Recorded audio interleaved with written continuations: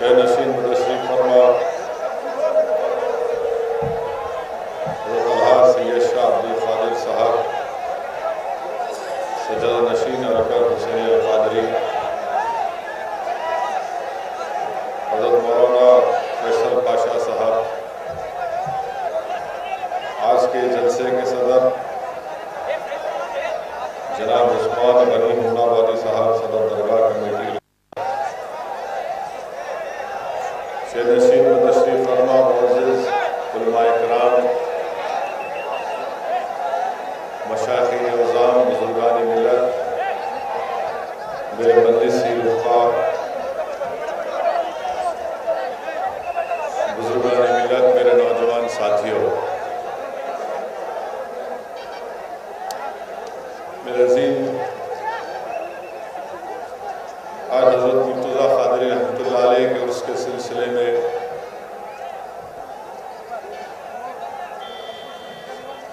عثمان غنی صاحب آج سے 1.5 مہینہ پہلے دارالسلام کو آئے تھے اور یہاں پر آ کر دارالسلام کو آ کر مجھے دعوت دی۔ میں ان کا شکر گزار ہوں کہ انہوں نے مجھے آنے کا موقع دیا اور آپ تمام کے درمیان میں کھڑے ہو کر مجھے سیرت اولیاء کے سلسلے میں کچھ بات کرنے کا اور بولنے کا موقع مل رہا۔ میرے عزیز دوستو، اللہ سبحانہ و تعالیٰ قرآن کریم میں ارشاد فرماتے ہیں اور اس آیات کا ترجمہ علماء کرام نے اس طرح کیا کہ اللہ کے ولیوں پر نہ ان کو کسی طرح کا خوف ہے نہ انہیں کوئی غم ہوگا۔ اور ابو داؤد شریف کی حدیث ہے، حضرت عمر فاروق رضی اللہ تعالیٰ عنہ سے روایت ہے کہ اللہ کے رسول صلی اللہ علیہ وسلم نے ارشاد فرمایا کہ اللہ کے بندوں میں بعض لوگ ایسے ہیں جو انبیاء اور شہداء بھی ان کے مقامات پر رشک کریں گے۔ صحابہ کرام نے پوچھا کہ یا رسول اللہ صلی اللہ علیہ وسلم، یہ لوگ کون ہوں گے؟ رسول اللہ صلی اللہ علیہ وسلم نے فرمایا کہ وہی لوگ ہوں گے جو بغیر دنیاوی تعلقات اور کسی خرابت داری کے اللہ کی رحمت میں لوگوں میں بہت مقبول اور محبوب ہوں گے۔ اور رسول اللہ صلی اللہ علیہ وسلم کے حدیث کے الفاظ ہیں کہ خدا کی قسم ان کے چہرے منور ہوں گے اور انہیں کوئی خوف اور نہ کوئی غم ہوگا۔ اور اس کے بعد رسول اللہ صلی اللہ علیہ وسلم نے سورہ یونس کی آیات تلاوت فرمائی کہ اللہ کے ولیوں کو نہ کسی طرح کا خوف ہے نہ ان کو کسی طرح کا غم ہوگا۔ عزیز دوستو،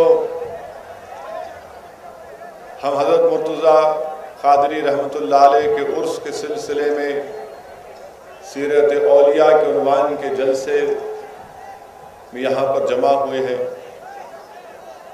مجھے یہاں پر شیخ عبدالقادر جیلانی رحمۃ اللہ علیہ کے واقعات یاد آ رہے ہیں کہ اللہ سبحانہ و تعالیٰ قرآن کریم میں فرمایا کہ ایمان والو سچوں کے ساتھ ہو جاؤ۔ اللہ نے قرآن کریم میں فرمایا کہ ایمان والو سچوں کے ساتھ ہو جاؤ۔ اور شیخ عبدالقادر جیلانی رحمۃ اللہ علیہ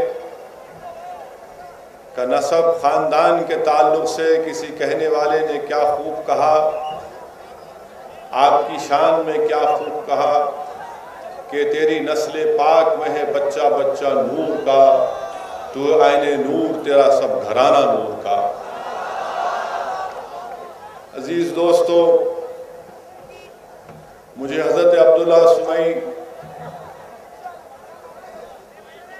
کا واقعہ یاد آ رہا ہے کہ آپ کے سامنے آپ دیکھتے ہیں کہ ایک نوجوان بھوک اور پیاس کی شدت میں ایک دریا کے کنارے چل رہا ہے اور بھوک اور پیاس کی شدت کی وجہ سے دیکھتا ہے کہ پانی کے سطح کے اوپر ایک سیب ہے اور یہ بزرگ اس سیب کو نکال کر کھا لیتے ہیں اور اچانک ان کو خوف الہی کی وجہ سے یاد آتا ہے کہ میں نے کسی کا مال بغیر اس کے مالک کی اجازت کے میں نے اس کو استعمال کیا۔ آپ دریا کے کنارے چلتے ہیں اور جب سیب کے باغ کے پاس پہنچتے ہیں تو باغ کے مالک حضرت عبداللہ سمی رحمۃ اللہ علیہ سے کہتے ہیں کہ حضرت میں نے آپ کی اجازت کے بغیر ایک سیب کھا لیا ہے، میں اس کے تعلق سے محنت کر کے اس کی قیمت ادا کرنا چاہتا ہوں۔ معاہدہ ہوتا ہے، کئی دن تک وہ نوجوان وہ بزرگ اس سیب کے باغ میں کام کرتے ہیں اور جب وقت ختم ہوتا ہے تو آپ حضرت عبداللہ سمی رحمۃ اللہ علیہ سے کہتے ہیں کہ مجھے اجازت دیجئے، تو فرماتے ہیں کہ نہیں، تمہیں ایک اور کام کرنا پڑے گا جو تم نے بغیر اجازت میرے باغ کا سیب کھایا، ایک اور کام تم کو کرنا پڑے گا۔ وہ بزرگ کہتے ہیں کہ ارشاد فرمائیے، تو کہتے ہیں کہ تمہیں میری بیٹی سے شادی کرنا پڑے گا جو کان کی بہری ہے، لنگڑی ہے اور اندھی ہے۔ یہ بزرگ کہتے ہیں کہ آپ کا جو حکم ہے، مگر بعد میں جب شادی ہو جاتی ہے آپ دیکھتے ہیں کہ یہ تمام چیزیں اس میں نہیں تھی، نہ وہ نیک خاتون اندھی تھی، نہ وہ کم سنتی تھی، نہ وہ لنگڑی تھی۔ یہ جا کر حضرت عبداللہ سمی رحمۃ اللہ علیہ سے پوچھتے ہیں کہ آپ نے ایسا کیوں کہا؟ تو حضرت عبداللہ سمی رحمۃ اللہ علیہ ارشاد فرماتے ہیں کہ میں نے اس لیے کہا کہ میری بیٹی نے خلاف شریعت کوئی چیز کو نہیں دیکھا، میری بیٹی نے خلاف شریعت کوئی چیز اپنے کان سے نہیں سنی، اور میری بیٹی نے خلاف شریعت کبھی ایک قدم بھی نہیں بڑھایا۔ تو میری عزیز دوستو، وہ جو بزرگ جو ایک سیب کی قیمت ادا کرنے کے لیے ایک سیب کے باغ کے مالک کے پاس کام کرتے ہیں اور جن کے والد اپنی بیٹی کے تعلق سے کہتے ہیں کہ جس نے اپنی آنکھوں سے کبھی بھی خلاف شریعت کوئی چیز نہیں دیکھی، جس نے اپنے کانوں سے شریعت جس چیز کو منع کرتا ہے اس چیز کو نہیں سنا، جس نے اللہ کے بتلائے ہوئے راستے کو ہی اپنایا، اس کے خلاف کوئی قدم نہیں بڑھایا۔ تو عزیزان ملت، میرے نوجوانوں، یاد رکھو، یہ بزرگ شیخ عبد القادر جیلانی رحمۃ اللہ علیہ کے والد موسیٰ جنگی دوست، اور یہ نیک خاتون آپ کی ماں، اور انہی سے شیخ عبد القادر جیلانی رحمۃ اللہ علیہ پیدا ہوئے۔ عزیز دوستو، میرے بزرگوں، مجھے شیخ عبد القادر جیلانی رحمۃ اللہ علیہ کا وہ واقعہ یاد آ رہا ہے کہ جس کو ہم نے تمام اپنے بزرگوں کی زبان سے سنا، علماء کرام کے بصیرت افروز خطاب کے ذریعے سنا، کہ جب شیخ عبد القادر جیلانی رحمت اللہ علیہ نے اپنی ماں سے وعدہ کیا کہ اماں میں کبھی جھوٹ نہیں بولوں گا، جب جنگل میں ڈاکو آپ کو گھیر لیتے ہیں اور آپ سے جب پوچھتے ہیں کہ بتاؤ تمہارے پاس کتنے پیسے ہیں، تو شیخ عبد القادر جیلانی رحمت اللہ علیہ نے سچ بتا دیا۔ ڈاکو پریشان ہو گئے کہ کیسے انہوں نے سچ بتا دیا، تو شیخ عبد القادر جیلانی رحمت اللہ علیہ نے ارشاد فرمایا کہ میں نے اپنی ماں سے وعدہ کیا کہ چاہے کچھ بھی ہو جاؤ میں سچ اور حق کو بیان کروں گا۔ وہ ڈاکو اتنا متاثر ہو جاتے ہیں کہ وہ اسلام کو قبول کر لیتے۔ یاد رکھو نوجوانوں، تاریخ کا مطالعہ کرو، جن ڈاکوؤں نے شیخ عبد القادر جیلانی رحمت اللہ علیہ کی حق اور سچ بات کو سن کر ان کے دل پر اللہ نے ایمان کی دستک دی، وہی ڈاکو آگے جا کر وقت کے بہت بڑے ولی بنتے ہیں، اور انہی کی نسلوں سے نور الدین زنگی اور صلاح الدین ایوبی پیدا ہوتا ہے جس نے بیت المقدس کو فتح کیا۔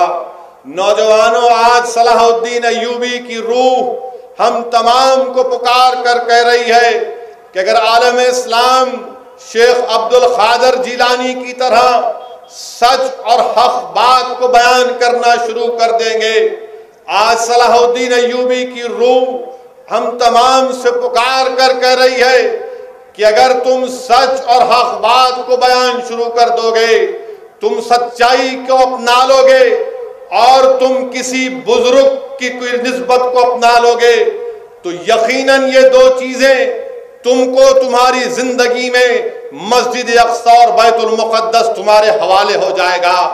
آج صلاح الدین ایوبی کی روح ہم تمام کو دعوت فکر دے رہی ہے۔ میرے عزیز دوستو، مجھے یہاں پر شیخ عبد القادر جیلانی رحمت اللہ علیہ کا وہ نوجوانی کا واقعہ یاد آ رہا ہے کہ بغداد میں سن 600 ہجری میں ایسا قحط نازل ہوا کہ مورخ اپنا قلم جب اٹھا کر لکھتا ہے اس قحط کے بارے میں تو اس کا قلم کانپ جاتا ہے۔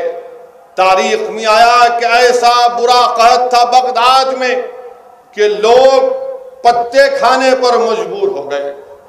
ایک مرتبہ شیخ عبد القادر جیلانی بھوک اور پیاس کی شدت سے جب جنگل کی طرف رخ کر کے جھاڑ سے پتا توڑتے ہیں تو غیب سے آواز آئی کہ عبد القادر، تمہارا اس گھرانے سے تعلق ہے جہاں پر صبر تمہارے گھرانے کا شیوا رہا، اگر تم آج ایک پتا کھاؤ گے عبد القادر تو کسی غریب کو کمی پڑ جائے گی۔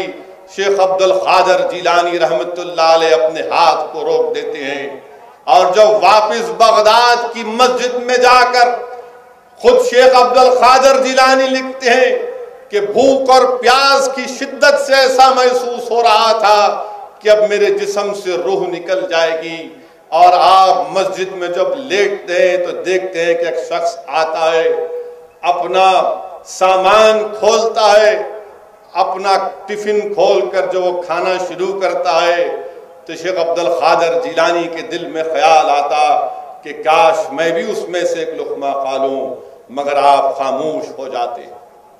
جب وہ جو آپ کو دیکھتا ہے وہ مسافر اور آپ سے کہتا ہے کہ آئیے حضرت، تو وہ خاموش انکار کر دیتے ہیں۔ آپ کے دل میں خیال آتا ہے کہ میں کیسے کسی کے پاس جا کر کھاؤں جب میرا تعلق اس گھرانے سے رہا کہ جب اگر کوئی سائل ہمارے گھر پر آواز دیتا تو ہم خود بھوکے رہ کر اس کو کھلا دیتے۔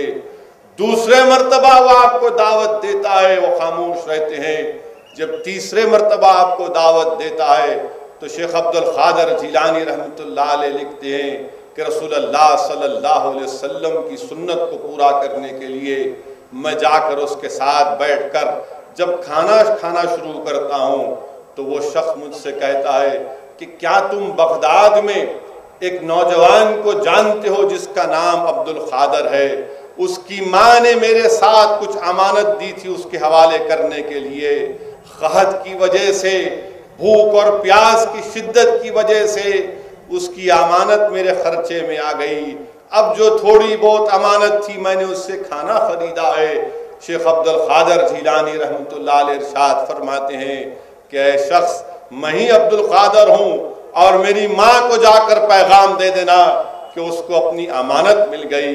میرے نوجوانوں، اس واقعہ شیخ عبد القادر جیلانی کا یہ واقعہ ہم تمام نوجوانوں کو ایک پیغام دے رہا ہے کہ دیکھو، بھوک اور پیاس کی شدت کو شیخ عبد القادر جیلانی نے برداشت کیا، قرآن اور سنت کی تعلیم کے لیے، علم حاصل کرنے کے لیے شیخ عبد القادر جیلانی رحمت اللہ علیہ نے بھوک اور پیاس کو برداشت کیا، مگر آپ نے بھوک اور پیاس کو بہانہ بنا کر علم کے حصول کو حاصل یا تعلیم یافتہ بننے کو ایک راستہ نہیں چھوڑا، بلکہ بھوک اور پیاس کو برداشت کیا، علم حاصل کیا، اور ایسا علم حاصل کیا کہ دنیا نے، مورخین نے لکھا، آج بھی دنیا آپ کو غوث الاعظم کے نام سے جانتی ہے۔ نوجوانوں، اگر آج تم اس الکل کے عظیم الشان جلسے میں بیٹھے ہوئے ہو تو ایک گناہگار، ایک فقیر اسد الدین اویسی تم سے ادباً گزارش کر رہا ہے کہ علم حاصل کرو۔ اگر تم شیخ عبد القادر جیلانی رحمت اللہ علیہ سے محبت کرتے ہو، سچی محبت کرتے ہو، ان کو خراج عقیدت پیش کرنا چاہتے ہو، تم غوث الاعظم کو خراج عقیدت پیش کرنا چاہتے ہو، تو یاد رکھو علم کو حاصل کرو، تعلیم یافتہ بنو، طاقتور بنو، اور تب زمانے کو بتاؤ کہ ہاں ہم شیخ عبد القادر جیلانی کے چاہنے والے ہیں، ہم نے علم کو حاصل کیا، غربت کی پرواہ نہیں کی، بھوک اور پیاس کی پرواہ نہیں کی، مصائب کا مقابلہ کیا، تکالیف اٹھائی، اور یاد رکھو یہی چیز ہم کو دین اور دنیا میں کامیابی دلائے گی۔ عزیز دوستو، شیخ عبد القادر جیلانی کا مقام ایسا مقام کہ شیخ عبد القادر جیلانی رحمت اللہ علیہ خطبہ دے رہے ہیں، اور خطبہ دیتے ہوئے اتر جاتے ہیں، حضرت علی حیتمی کو دیکھتے ہیں اور ادب سے جا کر ان کے سامنے کھڑے ہو جاتے ہیں، اور جب علی حیتمی رحمت اللہ علیہ شیخ عبد القادر جیلانی کو دیکھتے ہیں کہ آپ ادب سے آپ کے سامنے کھڑے ہوئے ہیں، تو آپ پھر فرماتے ہیں کہ میں حالت کشف میں رسول اللہ صلی اللہ علیہ وسلم کی زیارت کر رہا تھا، اور شیخ عبد القادر جیلانی رحمت اللہ علیہ حالت ہوش میں رسول اللہ صلی اللہ علیہ وسلم کی میری زیارت کو دیکھ رہے تھے۔ یہ مقام ہے شیخ عبد القادر جیلانی رحمت اللہ علیہ کا۔ اگر تم تاریخ کا مطالعہ کرو گے نوجوانوں، تو شیخ عبد القادر جیلانی رحمت اللہ علیہ کے پردہ فرمانے سے پہلے اپنی اولاد کو نصیحت کر رہے ہیں، اپنے فرزند اکبر کو نصیحت کر رہے ہیں کہ اللہ پر ہی بھروسہ کرو، اللہ سے ہی مانگو اور دنیا سے مت مانگو۔ یہ شیخ عبد القادر جیلانی رحمت اللہ علیہ ارشاد فرما رہے ہیں۔ آج ہم جس قادری سلسلے کے بزرگ کے اور اس کے سلسلے میں یہاں پر جمع ہوئے، شیخ عبد القادر جیلانی رحمت اللہ علیہ ارشاد فرما رہے ہیں، سارے دنیا کو بتا رہے ہیں کہ دیکھو دنیا کے سامنے ایک بادشاہ کی طرح رہو، دنیا کے سامنے غلام کی طرح مت رہو۔ اگر تم دنیا کے سامنے ایک بادشاہ کی طرح رہو گے تو دنیا تمہارے سامنے جھک جائے گی۔ میرے عزیز دوستو، سیرت اولیاء کا جلسہ ہے، اسی لیے میں یہ چاہتا ہوں کہ اپنی تقریر میں، اپنے بیان میں، اپنے مختصر سے خطاب میں ایسے واقعات آپ کے سامنے رکھوں کہ جن کو سن کر شاید اللہ سبحانہ و تعالی مجھے توفیق دے دے کہ میں اس پر عمل کر سکوں۔ میرے عزیز دوستو، یہاں پر مجھے نظام الدین اولیاء محبوب الہی یاد آ رہے۔ نوجوانوں جو غریب ہیں، اگر تم غریب ہو، تمہارے پاس کھانے کو کھانا نہیں ہے، یقیناً ہم مسلمان غریب ہیں، حکومتوں نے ہم سے انصاف نہیں کیا، ہمارے حقوق ہم کو نہیں دیے، اس لیے ہم غریب ہیں۔ حکومت نے ہمارا ووٹ حاصل کیا مگر ہم کو ہمارا مقام نہیں دیا۔ مگر نوجوانوں، تم کو اپنا مقام حاصل کرنا ہے تو اپنی ماں کی عزت کرو، تم حکومت کی عزت مت کرو، تم وقت کی حکومت کی عزت مت کرو، تم حکمرانوں کی عزت مت کرو، تم کانگریس پارٹی بی جے پی کی عزت مت کرو، تم عزت کرو تو اپنی ماں کی عزت کرو۔ اس لیے کہ نظام الدین اولیاء رحمت اللہ علیہ اپنی ماں کو اتنا چاہتے تھے کہ آپ کی ماں نے آپ کی پرورش کی، والد کا انتقال ہو گیا تو آپ کی ماں نے آپ کی پرورش کی، اور کئی دن تک گھر میں جب کھانا نہیں ہوتا تو نظام الدین اولیاء محبوب الہی کی ماں فرماتی کہ نظام، آج کی رات ہم اللہ کے مہمان ہیں، آج کی رات ہم اللہ کے مہمان ہیں۔ میرے عزیز دوستو، نظام الدین اولیاء رحمت اللہ علیہ اپنی ماں کی اتنی عزت کرتے تھے۔ نوجوانوں، میں تم سے کھل کر کہہ رہا ہوں کہ تم حکومتوں کی عزت مت کرو، ना हुकूमतों से डरो तुम, ना तुमको मोदी से डरने की जरूरत है, ना तुमको मोदी से डरने की जरूरत है, ना तुमको आरएसएस से डरने की जरूरत है, ना तुमको संघ परिवार से डरने की जरूरत है, ना तुमको सिद्धारामैया से डरने की जरूरत है। तुमको अगर डरना है तो अल्लाह से डरना है, तुमको अगर डरना है तो अल्लाह से डरना है, तुमको अगर मोहब्बत करना है तो नबी रहमत सल्लल्लाहु अलैहि वसल्लम से, तुमको अगर किसी के पांव को छूना है तो अपनी मां के पैर को छुओ।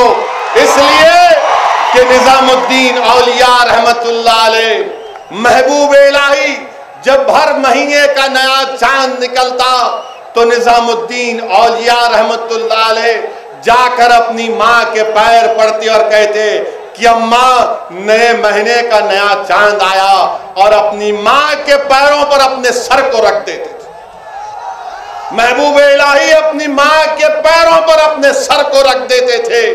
नौजवानों, तुम अपना सर झुकाओगे तो सिर्फ अल्लाह के आगे, जालिम हुकूमतों के आगे नहीं, हमको कत्ल करने वालों के खिलाफ नहीं, हमको जुल्म करने वालों के खिलाफ नहीं, जो हमारी आवाज को दबाना चाहते हैं हम उनके खिलाफ आवाज उठाएंगे, उनके खिलाफ अपनी गर्दन को नहीं झुकाएंगे। हम अल्लाह को मानने वाले हैं, हम अल्लाह के आगे सर झुकाएंगे। और निजामुद्दीन औलिया ने अपनी मां के आगे अपने सर को झुकाया, महबूब इलाही ने झुकाया, तो हम भी अपने सरों को अपनी मां के पैरों में रखेंगे और कहेंगे कि मां ये सर इसलिए तेरे सामने झुक रहा है क्योंकि महबूब इलाही ने अपने सर को अपनी मां के पैरों पर रख दिया। नौजवानों, तुम्हारे सर की कीमत है, तुम्हारे सर की अहमियत है।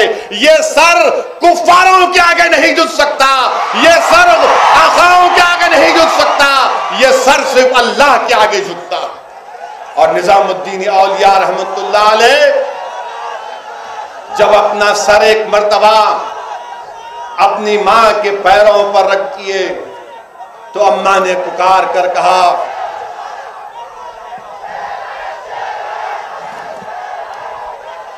देखिए भाई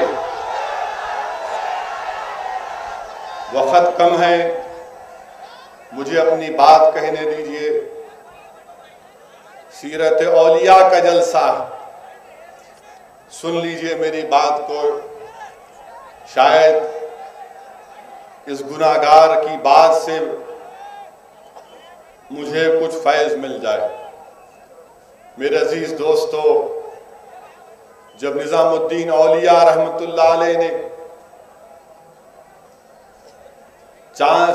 सूरज नया चांद देखकर एक मर्तबा अपनी मां के पैरों पे अपना सर रख दिया तो महबूब इलाही की मां ने कहा कि निजाम, तू आइंदा किसके सामने अपना सर रखेगा, किसके पैरों के आगे रखेगा।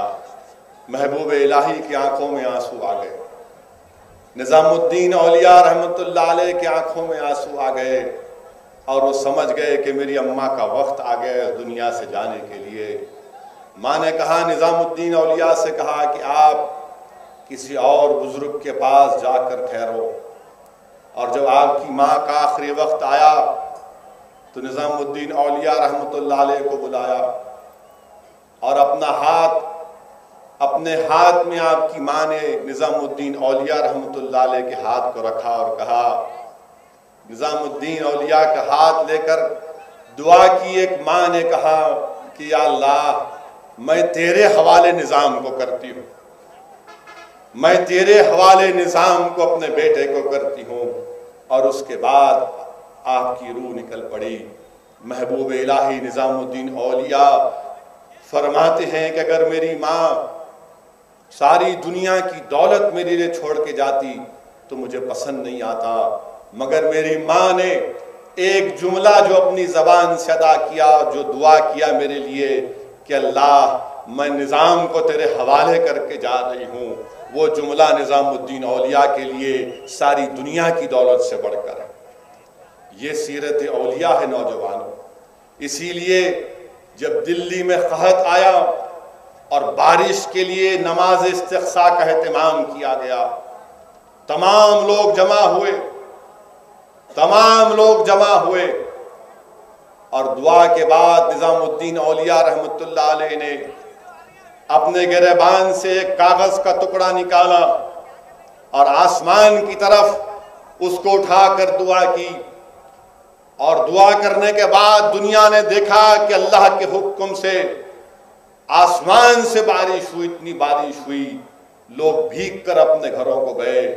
لوگوں نے پوچھا محبوب الہی آپ نے وہ جو کپڑے کا ٹکڑا نکال کر آسمان کی طرف اس کو اشارہ کر کے دعا کی، وہ کیا تھا؟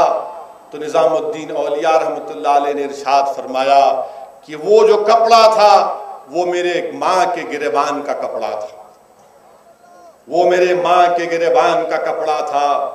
یاد رکھو نوجوانوں، نظام الدین اولیاء ہم تمام سے کہہ رہے ہیں کہ دیکھو اپنی ماں کی عزت کرو، اپنی اماں کی عزت کرو، اور ایسی عزت کرو کہ اللہ بھی جب ان کا نام لے تو اللہ بارش کو نازل کر دے۔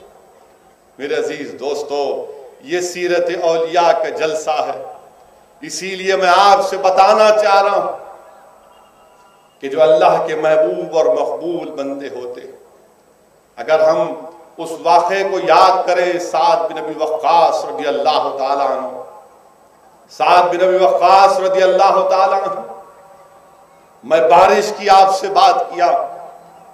سعد بن ابی وقاص رضی اللہ تعالیٰ عنہ اللہ کے محبوب بندے، صحابی رسول صلی اللہ علیہ وسلم، دریائے دجلہ پر جنگ ہو رہی ہے یہودیوں کے ساتھ، یہودی تعداد میں بڑھ کر ہیں اور ان کے پاس کشتیاں بھی ہیں، دریا کو کراس کرنے کے لیے قلعہ بھی ہے، دھواں جنگ ہوتی ہے یہودیوں کے ساتھ۔ اور جب مسلمان یہودیوں کو دریائے دجلہ کے دریا کی طرف ڈھکیل دیتے ہیں، 60,000 مسلمان گھوڑوں پر ہیں، دریائے دجلہ کے کنارے پر کھڑے ہیں۔ سعد بن ابی وقاص رضی اللہ تعالیٰ عنہ آ کر پوچھتے ہیں کیوں رک گئے تم لوگ؟ تو کہتے ہیں حضرت آپ کے انتظار میں تھے، اللہ کے رسول صلی اللہ علیہ وسلم کے صحابی، دریائے دجلہ میں طوفان ہے، اس کی لہریں گھوڑوں کو آ کر چھین رہی ہیں کنارے پر، آپ کہتے ہیں اللہ کا نام لے کر گھوڑوں کو اتارو، اللہ کا نام لے کر گھوڑوں کو اتارو۔ اور دنیا نے دیکھا کہ جب دریا میں ہمارے گھوڑے اترے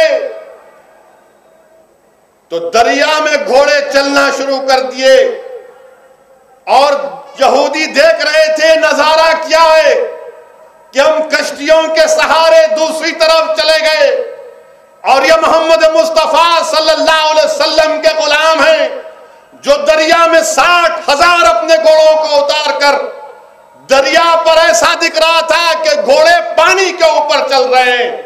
اور جب پورا دریا کراس کر گئے تو سعد بن ابی وقاص رضی اللہ تعالیٰ نے کہا کہ میں تم تمام کے سامنے کھڑے ہو کر کہہ رہا ہوں، اعلان کر رہا ہوں، اگر کسی کی چیز اس دریا میں اگر گم ہو گئی تو مجھے بتاؤ، یہ دریا تمہیں لا کر دے دے گی، یہ دریا تمہیں لا کر دے دے گی۔ تو پکارنے والے نے کہا کہ اے سعد، ایک لکڑی کا ڈولا میرا گر گیا۔ تو سعد بن ابی وقاص رضی اللہ تعالیٰ عنہ حکم فرماتے دریائے دجلہ سے کہ لا کے دے دے اس کا ہی لکڑی کا ڈولا، اور ایک پانی میں بھنور آتا ہے اور دریا اس چیز کو باہر پھینک دیتی ہے۔ یہ اللہ کے محبوب بندے ہیں۔ میرے عزیز دوستو، سیرت اولیاء کو ہم بیان کر رہے ہیں۔ فاروق اعظم کا دور خلافت ہے، اور فاروق اعظم کے زمانے میں ایک رواج بن گیا تھا کہ ہر سال دریائے نیل میں ایک شخص کو زندہ ڈال دیا جاتا۔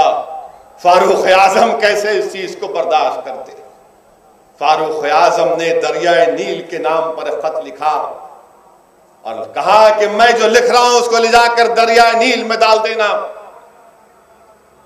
اور لکھتے کیا ہیں فاروق اعظم کہ اگر تو اللہ کے حکم سے بہتی ہے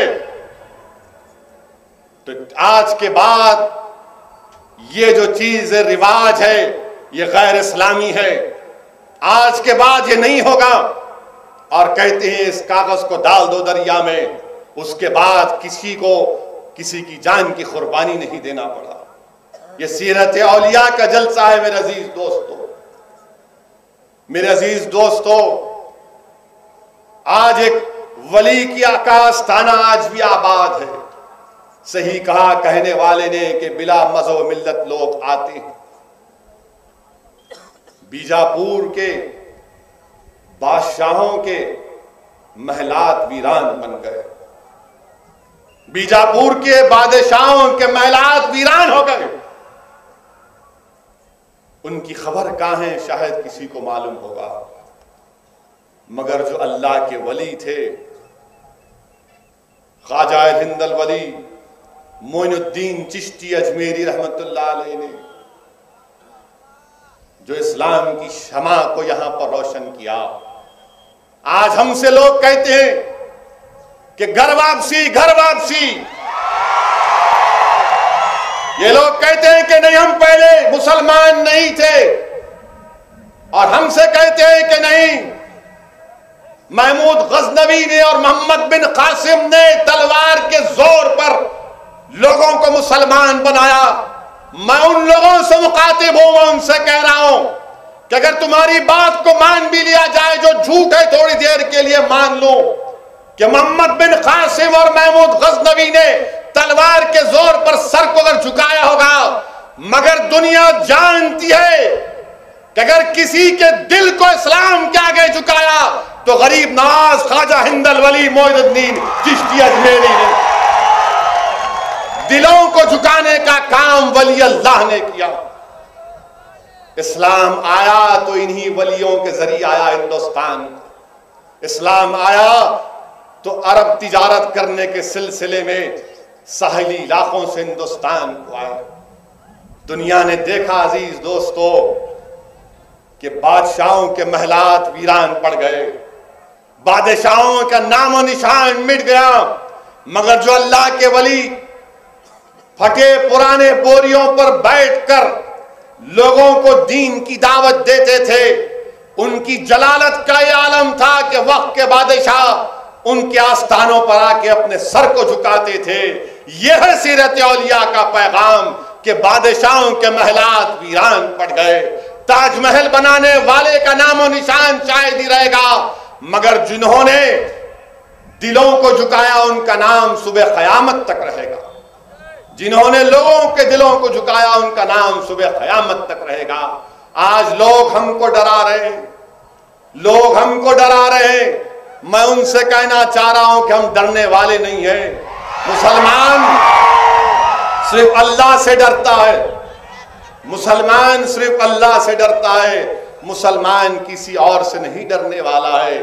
جو لوگ آج ہم کو ڈرا رہے ہیں، جو لوگ آج ہم کو پریشان کرنے کی کوشش کر رہے ہیں، میں تم سے کہہ رہا ہوں سن لو میری بات کو کہ میں تم کو ہلاکو خان کی داستان بیان کر رہا ہوں کہ بغداد میں 3.5 لاکھ مسلمانوں کا قتل عام ہوا، ہلاکو خان نے کیا۔ دریا دجلہ کا خون کہ پانی کا رنگ ہمارے خون سے لال ہو گیا، تو ہمارے کتابوں کو لا کر دریا میں پھینک دیا گیا تو اودا ہو گیا قلم کی سیاہی کی وجہ سے۔ قرآن کریم کو لا کر جلایا گیا، لاشوں کے انبار ہیں۔ ہلاکو خان کہہ رہا ہے کہاں ہے مسلمان، کہاں ہے قرآن؟ تو ایک 6 سال کا زخمی بچہ اٹھتا ہے اور قرآن کی تلاوت کرنا شروع کر دیتا ہے اور کہتا ہے ہلاکو خان سن، قل هو اللہ احد اللہ الصمد لم یلد ولم یولد ولم یکن لہ کفوا احد۔ ہلاکو خان یہ نظارہ دیکھ کر تعجب کرتا ہے کہ 3.5 لاکھ لوگوں کو میں نے مروا دیا، ان کی کتابوں کو دریا میں پھینک دیا، قرآن کو پھینک دیا۔ وہ تو بچہ کہتا ہے ہلاکو خان تو قرآن کو دریا میں پھینک سکتا ہے مگر تو قرآن کو ہمارے سینے سے نہیں نکال سکتا، تو قرآن کو ہمارے سینے سے نہیں نکال سکتا۔ اسی لیے جنید بغدادی رحمت اللہ علیہ، ابو القاسم جنید بغدادی رحمت اللہ علیہ نے تمام دنیا کے صوفیوں کو پیغام دیا. جو اپنے آپ کو صوفی کہتے ہیں، جنید بغدادی نے کہا کہ صوفی وہ ہے جس کے دائنے ہاتھ میں قرآن، جس کے بائیں ہاتھ میں رسول اللہ صلی اللہ علیہ وسلم کی سنت، یہی تصوف کا راستہ. یہ جنید بغدادی نے کہا.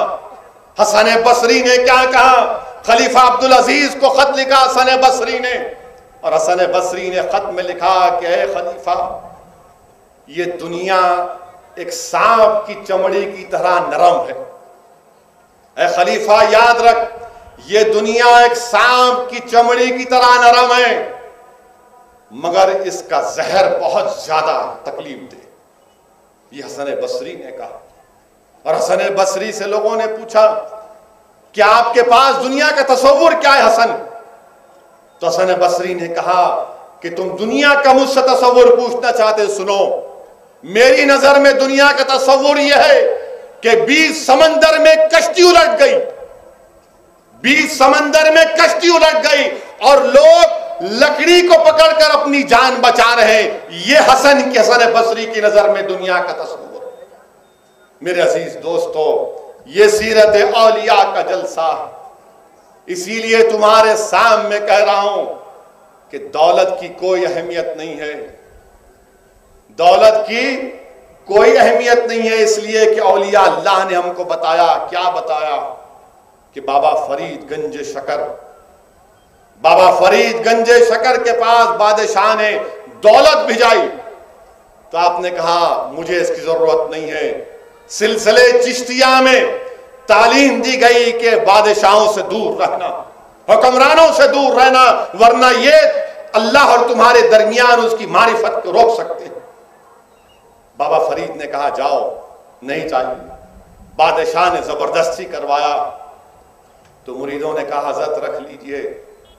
تو آپ نے اس دولت کو کہا کہ میرے خانقاہ کے باہر رکھو. اور رکھنے کے بعد جب چلے گئے بادشاہ کے لوگ تو لوگوں نے لوگوں سے آ کر کہا کہ اس کو لے جاؤ، سب کو بانٹ دو. اور اس کے بعد حضرت نماز پڑھنا شروع کیے. اللہ اکبر بولتے نماز توڑ دیتے، اللہ اکبر بولتے نماز توڑ دیتے، اللہ اکبر بولتے اور نماز توڑ لیتے. لوگوں نے پوچھا کیا بات ہے؟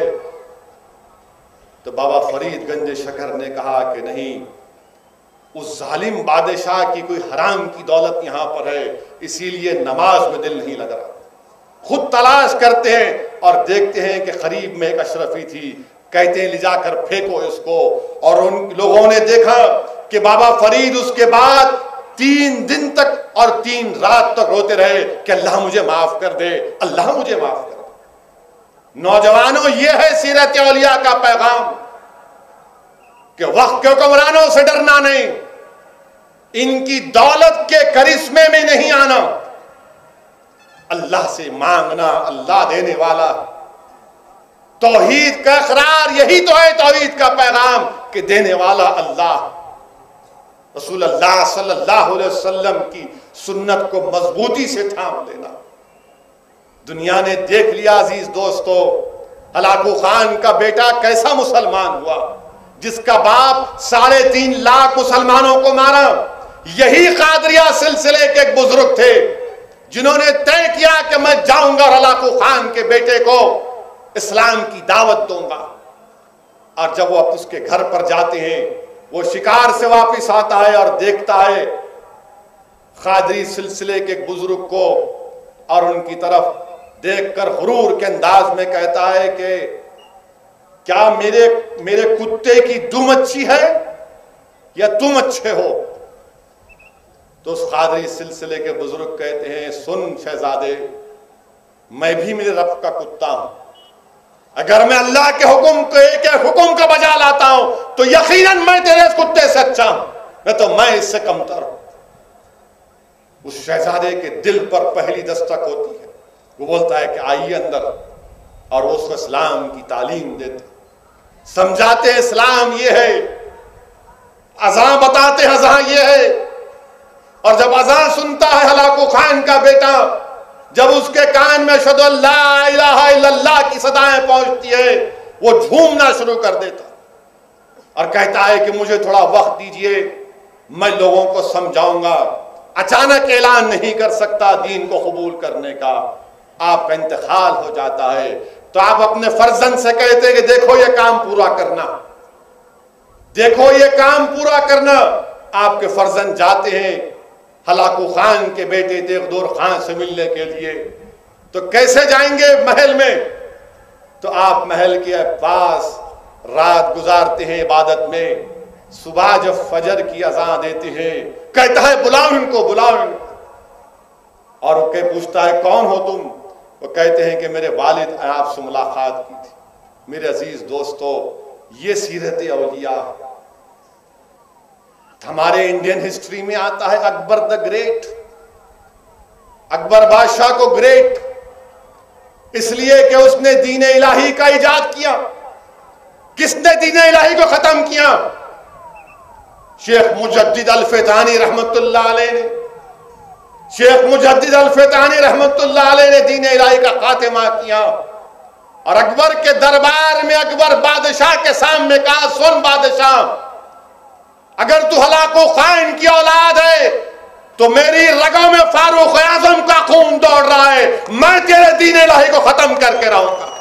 اور شیخ مجدد الفتانی رحمت اللہ علیہ نے دین الہی کا خاتمہ کیا، اور جب اکبر کے بادشاہ اکبر کے بعد جہانگیر شاہ جہاں آئے، یہ تمام کے تمام متاثر ہوئے۔ سیرت اولیاء کا پیغام یہ ہے، نوجوانوں سنو، اگر تم کو جیل میں ڈال دیا جاتا تو شیخ مجدد الفتانی رحمت اللہ علیہ کو، شیخ احمد سرندی کو گویلیر کی جیل میں ڈال دیا گیا۔ جہانگیر کی بیٹی آ کر کہتی ہے کہ آپ کو رہا کر دیا جا رہا ہے، تو شیخ مجدد پوچھتے کیوں رہا کر رہے؟ بولے نہیں، رسول اللہ صلی اللہ علیہ وسلم کا دیدار ہوا، آقا نے فرمایا کہ میرے محبوب چاہنے والے کو رہا کرو۔ تو شیخ احمد سرندی کہتے ہیں دین الہی کو منسوخ کرو، دین الہی کو منسوخ کیا جاتا ہے۔ تو دنیا نے دیکھا کہ جب شاہ جہاں شیخ احمد سرندی کی تعلیمات سے، ولی اللہ کی تعلیمات سے اتنا متاثر ہوا، وہ تعلیمات کو الگ نہیں تھی، وہ قرآن اور سنت کی تعلیمات تھی۔ اتنا متاثر ہوا کہ جب یہ دلی کی جامع مسجد کا پتھر رکھنے کا وقت آیا، بنیاد ڈالنے کا وقت آیا، تو اعلان کروایا کہ جس نے زندگی بھر کوئی نماز قضا نہیں کی، جس نے تہجد کی نماز نہیں چھوڑا، جس نے فجر ظہر عصر مغرب عشاء کی نماز قضا نہیں کی، جس نے عصر اور عشاء کی سنتوں کو نہیں ترک کیا، وہ آگے بڑھ کر اس مسجد کی بنیاد ڈالا۔ کوئی نہیں آیا تو شاہجہاں آگے آیا اور کہا یا اللہ، یہ راز لوگوں کے سامنے فاش کرنا پڑا۔ یاد رکھو، اسی لیے تو میں نے کہا کہ اگر بادشاہوں کو، حکومتوں کو استحکام ملا تو ولی اللہ کی نسبتوں کی وجہ سے ملا۔ ان کی سلطنتیں چلیں تو ان کو استحکام ملا ولی اللہ سے۔ محمود غزنوی کو کامیابی ملی اپنے پیر و مرشد کے اس کپڑے کی وجہ سے، اس کرتے کی وجہ سے ملی، جس کو اوڑھ کر محمود غزنوی نے کامیابی حاصل کی۔ اور جب جا کر اپنے پیر و مرشد سے ملاقات کیا تو اس کے پیر و مرشد نے کہا محمود تو نے کیا کام کیا؟ اگر تو اللہ اس کا وسیلہ دے کر کہتا کہ اللہ تو اس پورے سرزمین کے لوگوں کو مسلمان کر دے تو اللہ تیری دعا کو قبول کر لیتا۔ میرے عزیز دوستو، ہم دنیا کو پیغام دے رہے ہیں، جو ہم کو گھر واپسی کہہ رہے ہیں، ارے یاد رکھو یہ دین تلوار کے زور پر نہیں، یہ دین محبت کی وجہ سے۔ یہ دین اگر پھیلا اور پھیل رہا ہے اور صبح قیامت تک دنیا کے کونے کونے میں پھیلے گا، اس لیے پھیلے گا کہ یہ حق ہے، یہ اسلام حق ہے، اسلام حق ہے، اسلام حق ہے۔ تم کو اختیار ہے کہ تم میری بات کو مت مانو، مگر مجھے اختیار ہے کہ میں فخر سے کہوں کہ میرا مذہب حق پر ہے، میرا مذہبی حق پر ہے۔ یہ توحید اور وحدانیت کا پیغام دیتا۔ میرے عزیز دوستو، یہ سیرت اولیاء کا پیغام۔ آج میں تمہارے درمیان میں کھڑے ہو کر تمہارے سامنے بھیک مانگ رہا ہوں کہ ڈرو مت، ڈرو مت، اپنے حقوق کو منواؤ۔ یہ جمہوریت ہے، ہندوستان ہمارا ملک ہے، ہم نے بھی اس ملک کی آزادی میں اپنا خون پسینہ بہایا، ہم نے بھی اس ملک کی آزادی کے لیے سب سے پہلے جہاد کا فتویٰ مسلم علماؤں نے دیا، ہم نے کالا پانی کی سزا کاٹی، دلی کی جامع مسجد سے لے کر موجودہ پاکستان کے لاہور کی جو روڈ ہے، جتنے جھاڑ اور پیڑ تھے ان پر ہمارے معزز علماؤں کی لاشیں تھیں۔ علامہ فضل حق خیرآبادی ایک ولی اللہ تھے۔ نوجوانوں کیا تم جانتے علامہ فضل حق خیرآبادی کو؟ نوجوانوں پڑھو اپنی تاریخ کو، علامہ فضل حق خیرآبادی انگریزوں کے خلاف جہاد کا فتویٰ دیا، یہ ولی اللہ تھے۔ کالا پانی کی سزا دی گئی، مگر آپ نے کہا میں کالا پانی کی سزا قبول کروں گا مگر انگریزوں کی غلامی کو نہیں قبول کر سکتا۔ یہ پیغام ہے سیرت اولیاء کا۔ ایک نیا جذبہ پیدا کرو، نیا اسپرٹ پیدا کرو، ڈرنے اور گھبرانے کی ضرورت نہیں ہے، علم حاصل کرو، پڑھو، قابل بنو۔ یاد رکھو دولت کے جانشین نمرود، شداد اور فرعون ہیں، علم کے جانشین اولیاء اللہ، علم کے جانشین اولیاء اللہ رہیں۔ تو علم حاصل کرو، خوب پڑھو۔ غریبی ہے، تکلیف ہے، ڈرنے کی ضرورت نہیں ہے نوجوانوں، ڈرنے اور گھبرانے کی ضرورت نہیں۔ کیا تم بھول گئے قرآن کے اس ارشاد کو؟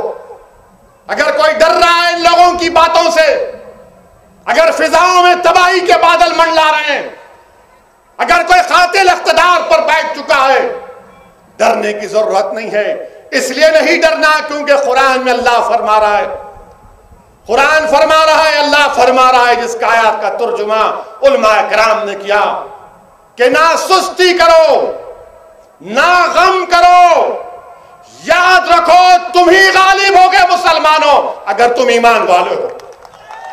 تو ڈرنے اور گھبرانے کی ضرورت نہیں ہے، نہ سستی کرو دنیا کے معاملات میں، اور اگر کوئی اتار چڑھاؤ آتا ہے تو غمگین مت ہو جاؤ، ہم ہی غالب ہوں گے، ہم ہی غالب ہوں گے انشاءاللہ تعالی، ہم ہی غالب ہوں گے۔ یاد رکھو اللہ نے ہم سے وعدہ کیا ہے بشرطے کہ ہم ایمان والے بن جائیں۔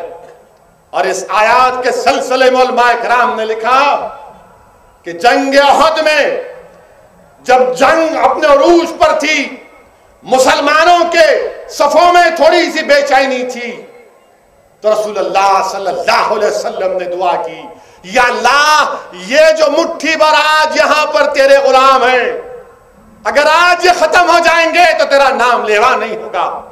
تو اللہ نے قرآن کی آیات کو وحی کے ذریعے نازل کیا گیا۔ دوسرا علماء کرام واقعہ لکھتے ہیں اس آیات کے نزول کے سلسلے میں کہ جنگ احد میں ابو سفیان جو اس وقت تک اسلام قبول نہیں کیے، وہ پکار کر کہتے ہیں کہ کیا تمہارے پاس محمد صلی اللہ علیہ وسلم ہے؟ کیا تمہارے پاس ابو بکر صدیق رضی اللہ تعالیٰ عنہ ہیں؟ کیا تمہارے پاس فاروق اعظم رضی اللہ تعالیٰ عنہ؟ فاروق اعظم آگے بڑھتے جواب دینے کے لیے، رسول رحمت صلی اللہ علیہ وسلم فرماتے مت جواب دو۔ تو ابو سفیان پکار کر کہتے نعوذ باللہ کیا یہ قتل کر دیے گئے اس لیے آواز نہیں دے رہے؟ تو فاروق اعظم پکار کر کہتے ہیں سنو، محمد مصطفیٰ صلی اللہ علیہ وسلم زندہ ہے، ابو بکر صدیق زندہ ہیں، عمر ابن خطاب زندہ ہیں۔ ابو سفیان ادھر سے پکارتے کہ ہمارے پاس لات و عزا ہے، ہمارے پاس بہت بڑا بت ہے۔ اللہ کے رسول صلی اللہ علیہ وسلم ارشاد فرماتے ہیں کہ عمر جواب دو، ان کے پاس اگر بڑا بت ہے تو ہمارے پاس اللہ ہے جو بلند و بالا ہے، ان کے پاس اگر لات اور عزا ہے تو جواب دو کہ ہمارے پاس اللہ ہے جو تمام پر قادر المخلوق ہے۔ میرے عزیز دوستو، اسی لیے میں جب الکل کو آ رہا ہوں تو ہمارے عثمان غنی سے انسپیکٹر صاحب بولے پرمیشن جب لکھ رہے تھے کہا بھڑکاؤ بھاشن نہیں دینا، ہر جگہ جاتا ہوں بھڑکاؤ بھاشن نہیں دینا۔ کیا بھڑکاؤ بولا اب تک میں؟ میں کوئی بھڑکاؤ بات بولا موڈی کے خلاف بولا، پھر بولوں گا، آر ایس ایس کے خلاف بولا، زندگی بھر بولتا رہوں گا، سدھارامیہ کے خلاف بول رہا ہوں، بولتا رہوں گا۔ اور سن لو کانگریسیوں، بنگلور کی سرزمین میں آ کر تمہاری گورنمنٹ، تمہاری چیف منسٹر کے خلاف بولوں گا انشاءاللہ۔ بنگلور کرناٹکا کسی کے باپ کی جاگیر نہیں ہے، میرا بھی ہے یہ۔ کب تک نہیں دو گے پرمیشن؟ تم جتنا پرمیشن نہیں دو گے اتنا نقصان اٹھاؤ گے۔ تم مجھے جتنا روکو گے، یاد رکھو جب اسمبلی کے انتخابات ہوں گے، تو ایک اسدالدین اویسی کی طرح ایک دیوانہ نہیں، 2 نہیں 3 جائیں گے کرناٹکا کے اسمبلی میں، وہاں پر جا کر بول رہے ہیں جب تک۔ میں طے کر چکا ہوں انشاءاللہ تعالی، میں اللہ سے گڑ گڑا کر دعا کر رہا ہوں کہ رب العالمین کرناٹکا میں مجلس اتحاد المسلمین کو مضبوط کر دے، یہاں پر اتنا مضبوط کر دے کہ دلوں کو موڑنے والا اللہ ہے۔ اللہ آپ کے دلوں کو مجلس کی طرف موڑ دے اور ہم کو اللہ یہاں پر ہر طرح کی کامیابی سے نوازے انشاءاللہ۔ بھڑکاؤ بھاشن، اگر تمہارے لیڈروں کو تقریر کرنا نہیں آتا تو میں کیا کروں؟ تمہارے لیڈر آ کے تقریر کرے تو لوگ سو جاتے اس میں کیا کروں؟ کسی نے کہا کہ اگر کانگریس پارٹی کا جلسہ ہو رہا، اس کو اگر 4 دن سے نیند نہیں آئی تو جا کے بیٹھ جاؤ، نیند آ جاتی۔ یا ہم جگانے کو آئے، یا سلانے کو نہیں آئے، اٹھانے کو آئے، دلوں کو ہلانے کو آئے، ضمیر کو جھنجھوڑنے کو آئے اور اپنے حق کو منوانے کے لیے آئے۔ ہم کو ہمارا حق ملنا چاہیے اور مل کے رہے گا انشاءاللہ تعالی۔ دنیا کی کوئی طاقت ہندوستان کی جمہوریت میں ہمارے حق کو نہیں روک سکتی، ہم کو ہمارا حق ملنا چاہیے۔ ہم کو فرقہ پرست بولنے والوں، میں تم سے سوال کر رہا ہوں،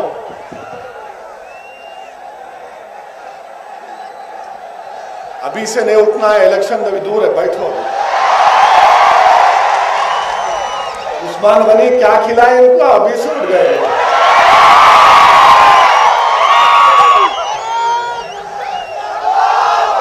میرے بھائی،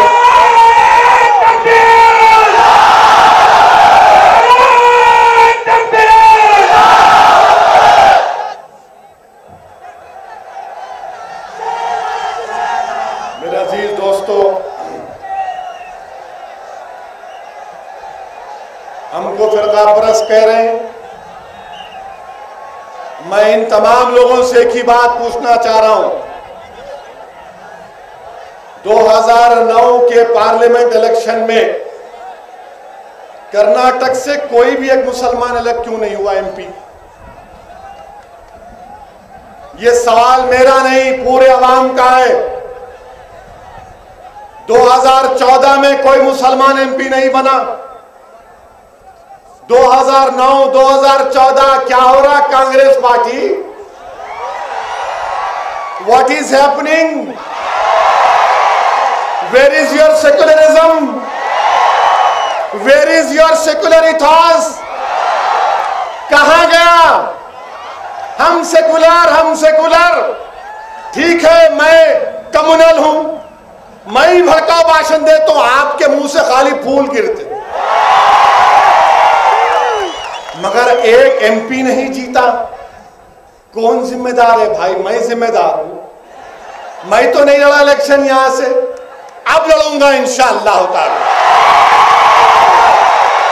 اب لڑیں گے انشاءاللہ تعالی۔ اور جو لوگ ہم کو یہ بول رہے کہ نہیں BJP، ارے ہم ان سے نہیں ڈرتے، تم سے نہیں ڈرتے، ہم صرف اللہ سے ڈرنے والے۔ نہ ہم موڈی سے ڈرتے، نہ سدھارمیا میاں سے ڈرتے، ہم اللہ سے ڈرنے والے ہیں۔ ہم کس سے ڈرنے والے نہیں، اپنا حق منانے کو آئے۔ اور ہم پیدا ہوئے دنیا میں تو اللہ کی عبادت کرنے کے لیے، ہم پیدا ہوئے دنیا میں تو اپنی ماں باپ کی غلامی کرنے کے لیے، ہم پیدا ہوئے دنیا میں تو اپنے حق کو حاصل کرنے کے لیے، ہم پیدا ہوئے دنیا میں تو ترقی کرنے کے لیے، ہم پیدا ہوئے دنیا میں تو اپنے اچھا گھر بنانے کے لیے، ہم پیدا ہوئے دنیا میں اپنے بچوں کو تعلیم یافتہ بنانے کے لیے، ہم پیدا ہوئے دنیا میں تو اتنی دولت کمانا کہ قوم کو بھی دے سکے، اپنا گھر بھی چلا سکے۔ مگر ہم پیدا اس لیے نہیں ہوئے کہ تمہاری غلامی کریں، ہم اس لیے نہیں پیدا ہوئے کہ تمہاری غلامی کریں، ہم تمہاری غلامی نہیں کریں گے۔ 65 سال کر چکے مسلمانوں، اب چھوڑو یہ غلامی کو، توڑ دو یہ غلامی کو، نکال کے پھینکو اس غلامی کو۔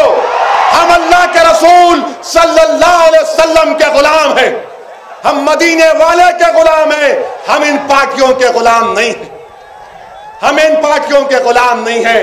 اپنی جماعت مجلس اتحاد المسلمین کو مضبوط کرو، مجلس کا پرچم اٹھاؤ، فخر سے کہو کہ ہاں یہ میرا ڈیموکریٹک رائٹ ہے، یہ میرا فریڈم آف ایکسپریشن ہے، اور میں اس کے تحت اپنی جمہوریت میں حصہ لوں گا۔ بہت ڈرا رہے تھے، بہت ڈرا رہے تھے، کیا کرے آپ، کون سا کام کرے؟ جو ہمارا قتل ہوا، احمد آباد کی سرزمین ہمارے خون سے لال ہو گئی، عشرت جہاں مر گئی، بچے بے گناہ مارے گئے اور ان کو طاقت مل گئی۔ آپ کیا کر رہے تھے؟ میرے عزیز دوستو، ہماری جمہوریت یہ ہمارا وطن ہے، ہندوستان ہمارا وطن ہے، اور مجلس اتحاد المسلمین آپ تمام سے اپیل کر رہی ہے کہ ہم ہمارے ساتھ اپنے دلت بھائیوں کو لے کر چلیں گے، ہم اپنے ساتھ دلت بھائیوں کو لے کر چلیں گے۔ جہاں پر ہم نعرہ ماریں گے جے میم کا، وہاں نعرہ ماریں گے جے بھیم کا بھی انشاءاللہ۔ ہمارا نعرہ جے میم جے بھیم کا ہوگا انشاءاللہ تعالی۔ ہم دلتوں کو اپنے ساتھ لے کر چلیں گے۔ کیوں لے کر چلیں گے؟ کیونکہ سیرت اولیاء کا جلسہ، جا کے دیکھو مرتضی قادری رحمت اللہ علیہ کے آستانے پر سب آ رہے ہیں، سب آ رہے، کیا کیا ہو رہا ہے وہاں پر، سب آ رہے ہیں۔ اسی لیے میرے عزیز دوستو، آج ہم کو ڈرنے اور گھبرانے کی ضرورت نہیں۔ ہمارے پرائم منسٹر، امریکہ کے صدر، ان کو بول رہے Barack Barack Barack Barack. Mister prime minister آپ کے دوست ہیں، وہ آپ کے دوست ہیں۔ ہم غلامی کرتے اللہ کے دوستوں کی، ہم ولی اللہ کے چاہنے والے ہیں۔ مگر پرائم منسٹر صاحب اچھا سوٹ پہنے، آپ پورا سوٹ پہ لکھا ہوا تھا، نام لکھا ہوا تھا ان کا، یہ پردھان سیوک ہے۔ واہ واہ واہ، مہاتما گاندھی کے نام پہ سوچھ بھارت اور پردھان سیوک بھی، واہ، یہ سوٹ بھی پہن رہے، ویری گڈ۔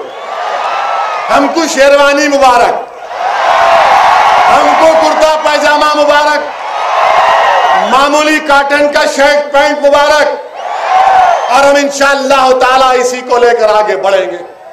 لباس کی اہمیت نہیں ہے، دل کی اہمیت ہے، دل کی اہمیت ہے، نیت کی اہمیت ہے، اخلاص کی ضرورت ہے۔ نوجوانوں، اخلاص پیدا کرو۔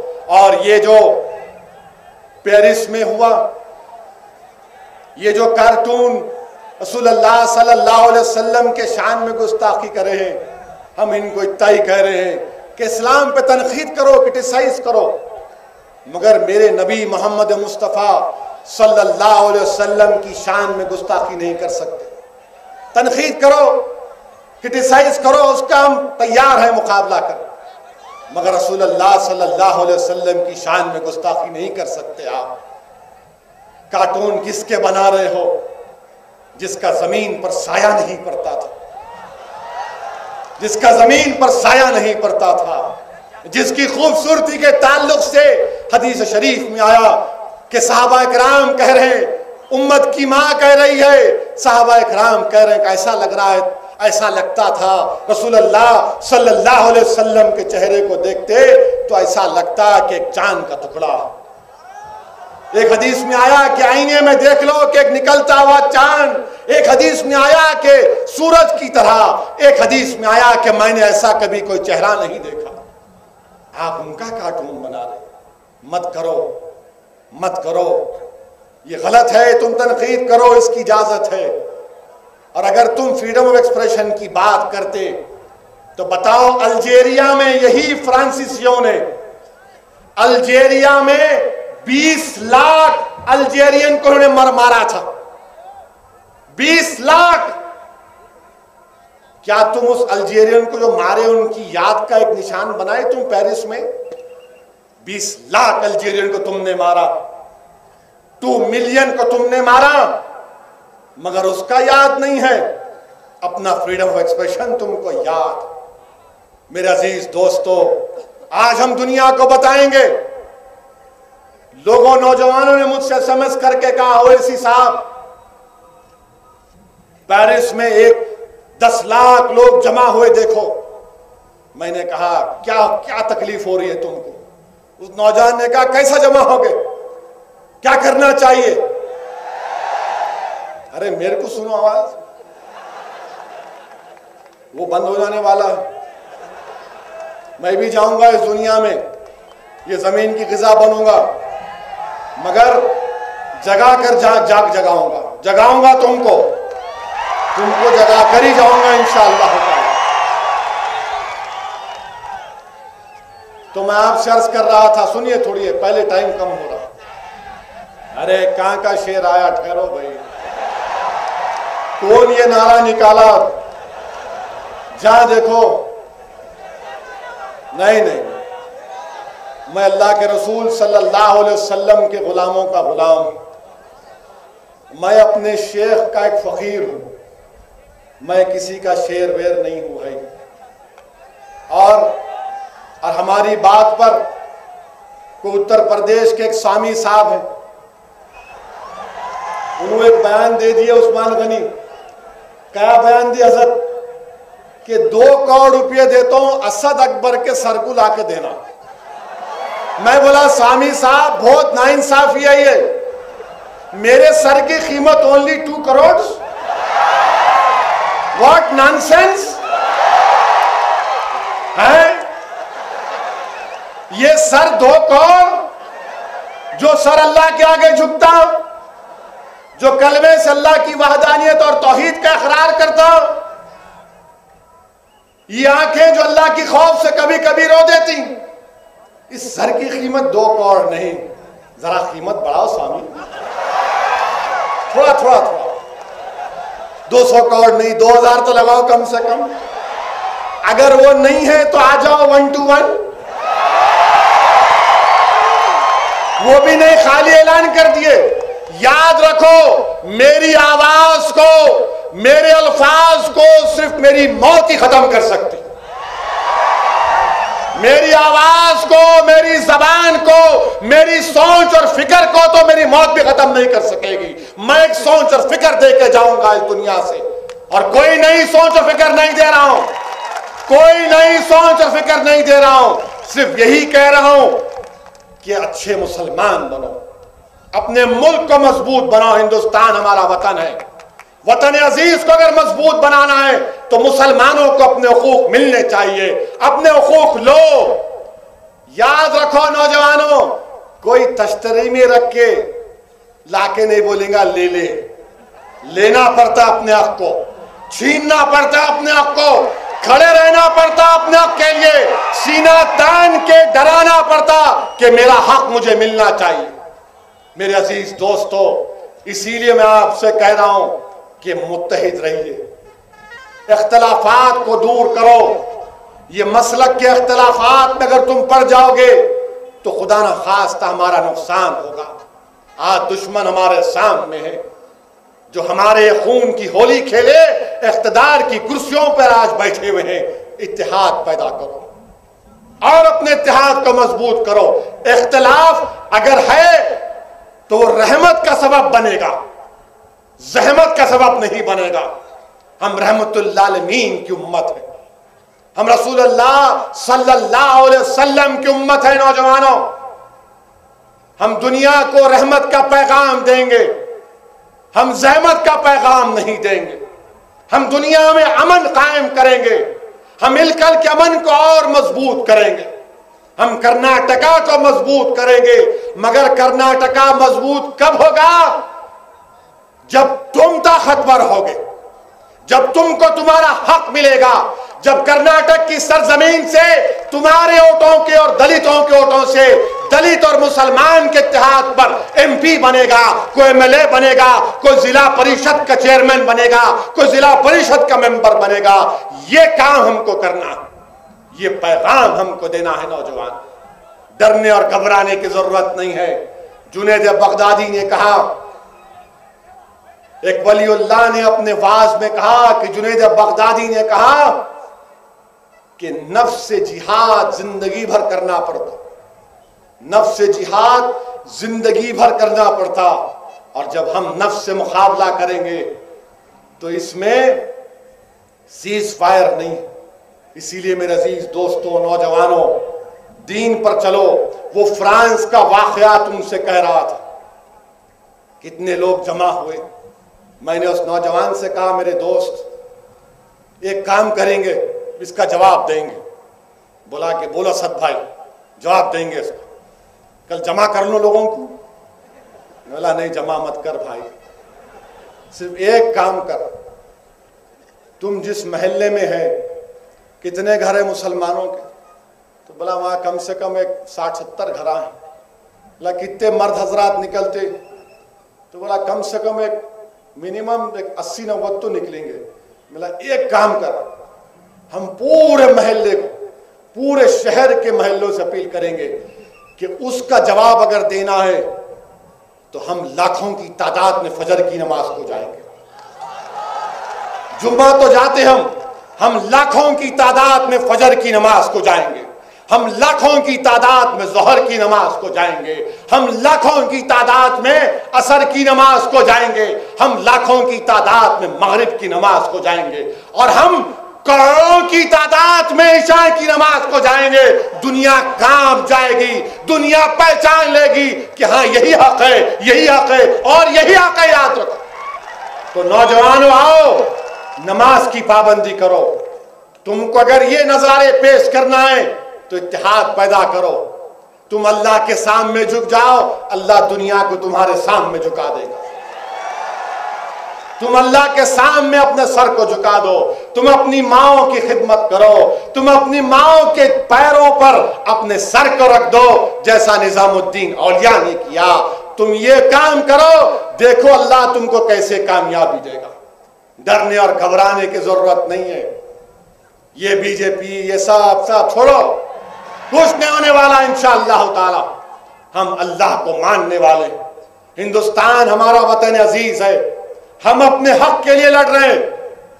ہم کوئی چاند تارے کی بات نہیں کر رہے، ہم بول رہے ہمارے کو بنیادی سہولتیں دو، اور انشاءاللہ تعالی اگر ہم متحد رہیں گے، اپنی جماعت کے پرچم تلے جمع رہیں گے تو یقیناً کامیابی ملے گی۔ مجھے اپنی کوشش پوری کرنا ہے۔ میں کرناٹکا کی حکومت سے بھی کہہ رہا ہوں کہ اگر آپ کو میری بات پسند نہیں ہے تو ٹھیک ہے، مگر جمہوریت میں تو اتنا اختیار کسی کو رہنا چاہیے کہ میں آپ کے خلاف بات کر سکوں، ورنہ یہ جمہوریت کس کام کی جس کے لیے ہم نے اپنا خون پسینہ بہایا، کالا پانی کی سزا کاٹی، جیلوں کو گئے۔ یہ آزادی کس لیے ہم نے حاصل کیا کہ ہم غلام نہیں بلکہ ہم مالک کے برابر رہیں گے۔ یہاں پر ہم بھی اس ملک میں مالک ہیں۔ اسد الدین اویسی دوسرے درجے کا شہری نہیں ہے۔ اسد الدین اویسی مسلمان ہے تو کیا دوسرے درجے کا شہری ہے؟ اسد الدین اویسی کے چہرے پر اگر داڑھی ہے تو کیا دوسرے درجے کا شہری ہے؟ اگر اسد الدین اویسی کے سر پر ٹوپی ہے تو کیا دوسرے درجے کا شہری ہے؟ نہیں ہو سکتا. ہم برابر کے شہری ہیں. ہم مالک ہیں, ہم غلام نہیں ہیں. تم اگر مالک ہو تو مالک تم میرے نہیں ہو. تم کو ہم نے ووٹ بنایا, ووٹ دیا, اقتدار دیا تو ہمارا کام کرنے کے لیے دیا. ہم سے غلامی کروانے کے لیے نہیں دیا. ہمارا کام کرو. میں تمہاری مخالفت کروں گا. کیا تم میں اتنا دم ہے میری مخالفت کو برداشت کر سکو گے؟ اگر جمہوریت ہے, اگر تم ڈیموکریٹک پرنسپلز میں, ڈیموکریٹک ایشوز میں تم پارلیمانی جمہوریت میں یقین رکھتے ہو تو میری تنقید کو برداشت کرنا پڑے گا. میں تکلیف میں ہوں. میں 65 سال تمہاری غلامی کر کے تھک چکا ہوں. تم نہیں جانتے کہ میرے ایک ایک بچے اور بچی کی آنکھوں میں آنسو ہیں. تم نے کتنا رلایا ہم کو تم نہیں جانتے. تم نے کتنی تکالیف دی ہم کو تم نہیں جانتے. اب ہم ان آنسوؤں کو پوچھ کر, آج نوجوان کہہ رہا ہے کہ اب نہیں رہوں گا, میں اپنے آنسوؤں کو پوچھوں گا. میں اپنے پھٹے پرانے کپڑوں کے ساتھ کھڑا رہوں گا اپنے حق کو منوانے کے لیے. آئیے, میں آپ سے اپیل کر رہا ہوں کہ اپنے اتحاد کو مضبوط کریے, امن کو مضبوط کریے اور برقرار رکھیے اور اپنی جماعت سے وابستہ رہیے. یہی پیغام ہے آج کے سیرت اولیاء کے جلسے کا. میں پھر سے تمام منتظمین کا شکر گزار ہوں. وآخر الدعوانا الحمدللہ رب العالمین.